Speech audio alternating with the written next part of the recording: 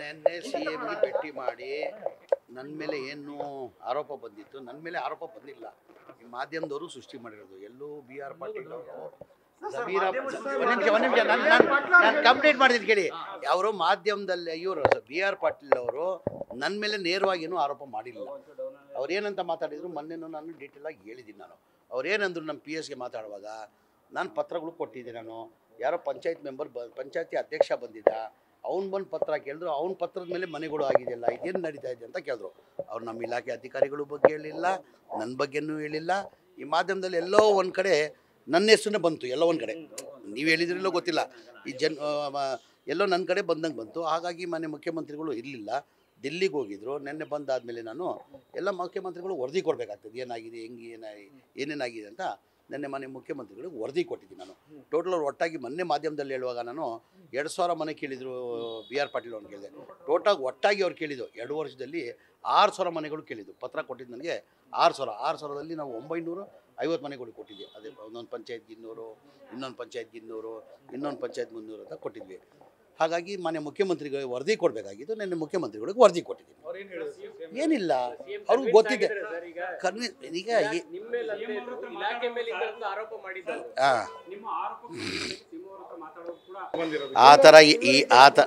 ಆ ಥರ ಏನೇನು ಇಲ್ಲ. ಮಾನ್ಯ ಮುಖ್ಯಮಂತ್ರಿಗಳಿಗೂ ವರದಿ ಕೊಡಬೇಕಾಗಿತ್ತು. ವರದಿ ಅವರಿಗೆ ಮಾನ್ಯ ಮಾತಾಡಿದ್ದೀನಿ. ನೆನ್ನೆ ಬರ್ತೀನಿ ಅಂತ ಹೇಳಿಬಿಟ್ಟು ಅವರೆಲ್ಲೋ ಬೇರೆ ಕಡೆ ಹೋಗಿದ್ರು. ಮಾನ್ಯ DK ಶಿವಕುಮಾರ್ ಉಪಮುಖ್ಯಮಂತ್ರಿಗಳು ಇದ್ದರು. ಆಮೇಲೆ CM ಭೇಟಿ ಮಾಡಿದಂತೆ. ಸಂಜೆ ನಾನು ಫೋನ್ ಮಾಡಿದ್ರು 10ವರೆಗೆ. ಎಲ್ಲಿ 10ವರೆಗೆ ಎಲ್ಲಿ ಭೇಟಿ ಮಾಡ್ದಂತ. ಆಮೇಲೆ ನಾಳೆ ಭೇಟಿ ಮಾಡೋ ಅಂತ ಹೇಳಿದ್ರಿ. ಮೋಸ್ಟ್ ಪ್ರಾಬಬ್ಲಿ ಇಲ್ಲಿ ಬಂದರೆ ಬರ್ಬೋದು ಅವರು. ಸುಜ್ಜಲ ಅದು ಗೊತ್ತಿಲ್ಲ, ನನಗೆ ಗೊತ್ತಿಲ್ಲ. ಸುಜ್ಜಲ ಬರ್ತಾರೆ, ನನಗೆ ಗೊತ್ತಿಲ್ಲ, ನನ್ನ ಗಮನದಲ್ಲಿ. ಅವರೊಬ್ಬರೆಲ್ಲ ಸುಮಾರು ಜನ MLAಗಳು ಮಾತನಾಡ್ತಾ ಇದ್ದಾರೆ. ಸರ್ಕಾರದ ಸಚಿವರು ಸರಿಯಾಗಿ ರೆಸ್ಪಾನ್ಸ್ ಮಾಡ್ತಾ ಇಲ್ಲ, ನಮ್ಮ ಡಿಮ್ಯಾಂಡ್ಗಳಿಗೆ ಏನು ಸ್ಪಂದಿಸ್ತಾ ಇಲ್ಲ. ಯಾರು? ರಾಜು ಕಾಗೆ ಮಾತಾಡಿದ್ದಾರೆ, ಗೋಪಾಲ್ ಕೃಷ್ಣ ಮಾತಾಡಿದ್ದಾರೆ. ರಾಜು ಕಾಗೇನೋ ನಿನ್ನೆ ಬಂದು ಮಾನ್ಯ ಮುಖ್ಯಮಂತ್ರಿಗಳು ಭೇಟಿ ಮಾಡಿದ್ದಾರೆ. ಭೇಟಿ ಮಾಡಿ ಹೋದ್ರು. ಬೇರೆ MLAಗಳು ಆ ಥರ ಯಾರು ಅಸಮಾಧಾನ ಇದ್ದಂಗಿಲ್ಲ.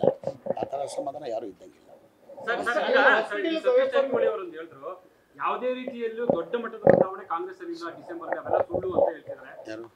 ಈಗ ರಾಜಣ್ಣವರು ಹೇಳ್ತಿದ್ರೆ ಪವರ್ ಸೆಂಟರ್ಗಳು ಜಾಸ್ತಿ ಇದಾವೆ, ಹಾಗಾಗಿ ಈಗ ನೋಡಿ ಸರ್, ನಾನು ಪದೇ ಒಂದೇ ಹೇಳೋದು, ನಮ್ಮ ಪಕ್ಷ ಹೈಕಮಾಂಡ್ ಪಕ್ಷ. ಯಾವಾಗ ಬೇಕಾದ್ರೂ ನಿರ್ಧಾರ ತೊಗೊಳ್ಬೋದು, ನಾಳೆನೇ ನಿರ್ಧಾರ ತೊಗೊಳ್ಬೋದು.